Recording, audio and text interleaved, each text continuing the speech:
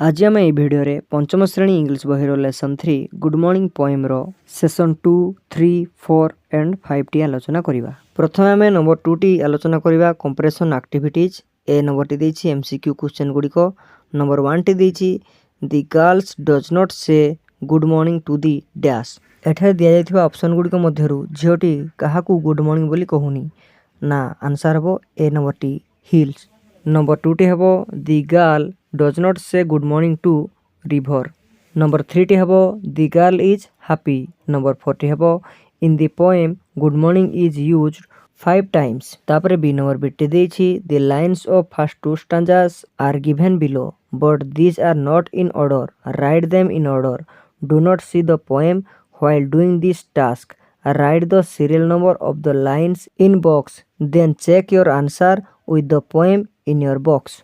कवितारे थिबा दुईटी पदर लाइन्स गुड़िक दि जाइछि किंतु से गुड़िक ऑर्डरली नाही, सीरियल अनुसार नाही। से गुड़िक आमे सीरियल अनुसार लेखिबा किंतु सीरियल कला बेलकु आमे बही को देखि करिबा नाही। सीरियल कले फर्स्ट हबो गुड मॉर्निंग स्काई, सेकंड हबो गुड मॉर्निंग सन, थर्ड हबो good morning little winds that run, 4 हबो गुड मॉर्निंग बर्ड्स, 5 हबो गुड मॉर्निंग ट्रीज, 6 हबो and creeping grass and brownie बीज। तापरे सेशन 3 रे नंबर 3 टी कहिछि एठारे खाली घर पूरण करिया पई I am awake, I am off now too, I will be right out to play with you. तापरे सेशन 4 रे 5 नंबर रे देछि vocabulary creeping grass. Here grass is a naming word. Grass टा होछि गोटे नामवाचक शब्द। Creeping is a describing word. Creeping टा होछि गोटे सही ग्रास को डिस्क्राइब करिछि।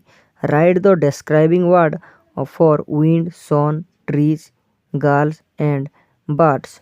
1 is done. सही परि भाबरे आमे एबे wind, sun, trees, girls and birds रो डिस्क्राइबिंग वर्ड लेखिबा। जेमिति के एठारे गोटे दिया जाइछि सिंगिंग बर्ड्स, सेमिति हबो blowing window, tall trees, flying birds, bright sun, shy girl. तापरे 6 नंबर रे देछि यूसेजेस माने व्यवहार। Write the full form 1 is done of you. एगुडी करो आमे फुल फॉर्म लेखिबा। जेमति कि आम देछि आम माने होछि आई एम, इल रो हबो आई विल, आई भी रो हबो आई हैव, डोंट रो हबो डू नॉट, हांट रो हबो has not. When do we use the short form? When we speak or write. केतेबेला आमे ए शॉर्ट फॉर्म गुडी को व्यवहार करू, केतेबेला आमे एगुडी को कहू बा लेखू। Answer we use the short forms when we speak and write. आमे एगुडी को जेतेबेला आमे कथावार्ता हो बा लेखू सेतेबेला आमे व्यवहार करू। तापरे सेशन 5 7 नंबर टी देछि राइटिंग लेखिया पई कहिछि। ए नंबर टी देछि आंसर द फॉलोइंग क्वेश्चंस। निम्न रे दियाइथिबा प्रश्न गुडी को उत्तर देबा। आई नंबर बा फर्स्ट नंबर बिट टी देछि इज द चाइल्ड हैप्पी? पिलाटी खुशी जणा पडुछि कि? Answer yes, she is happy and ready to go out to play with the birds, bees and others. Second bit देछि whom does the girl talk to? झियोटी काहा सहित कथा हेउछि? Answer the girl talks to the objects of nature. प्रकृति रो वस्तु मानक सहित कथावार्ता होछि से। नंबर 3 टी देछि whom does she say good morning to in the first stanza? प्रथम पदरे से गुड मॉर्निंग बोली काहा कहउछि? Answer in the first stanza the girl says good morning to the sky, the sun and the winds. 4 number bit देछि whom does she say good morning to the second stanza? द्वितीय पदरे से good morning बोली काहा कहउछि? Answer in the second stanza the girl says good morning to the birds, creeping grass, trees and the brownie bees. तापरे B number bit देछि see the last word of the last line you. शेष धाड़ी रो शेष शब्द you को देखो। Who does you refers to here? List them. एठारे यू काहा को बुझाउछि से गुडी को एक तालिका करो। स्काई, सन, तापरे हबो विंड्स, बर्ड्स, ट्रीज, ग्रास, बीज। तापरे देछि राइट ए सेंटेंस। गोटिए वाक्य लेखो। The girl says good morning to sky, she says good morning to sun, sky, winds, birds, creeping grass and brownie bees. तापर सी नंबर टे देछि write rhyming words for sun, trees, day and to. The first one has been done for you. एठारे दियाइथबा sun, trees, day आउ to row rhyming word माने होछि ସମ ଉଚ୍ଚାରିତ ward ଲେଖିବା।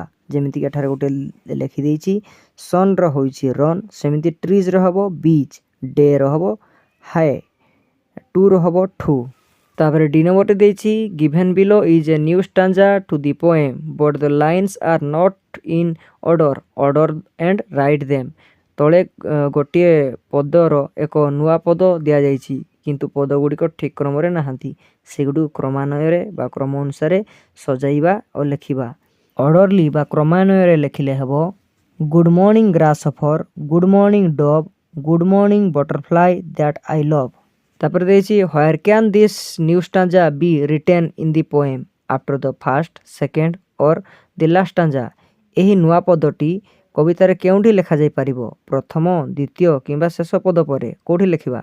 Answer it can be written after the first stanza. ଏହା ପ୍ରଥମ ପଦ ପରେ ଏହି ନୂଆ ପଦଟିକୁ ଆମେ ଲେଖିପାରିବା।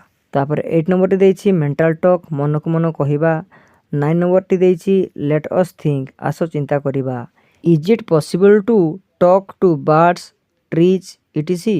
କ'ଣ ଏହା ସମ୍ଭବ କି ଚଢ଼େଇ ସହିତ ଗଛ ସହିତ କଥା ହେବା ଗୋଟେ ସମ୍ଭବ କି? Answer no it is not possible. ନା, ଏହା ସମ୍ଭବ ନୁହେଁ। Do you like to talk to them sometimes? ତୁମକୁ ବେଳେବେଳେ ସେମାନଙ୍କ ସହିତ କଥା ହେବା ପାଇଁ ଇଚ୍ଛା ହୁଏ କି? Answer yes I like to talk to them sometimes. ହଁ, ମୋତେ ସେମାନଙ୍କ ସହିତ ବେଳେବେଳେ କଥା ହେବା ପାଇଁ ଇଚ୍ଛା ହୁଏ।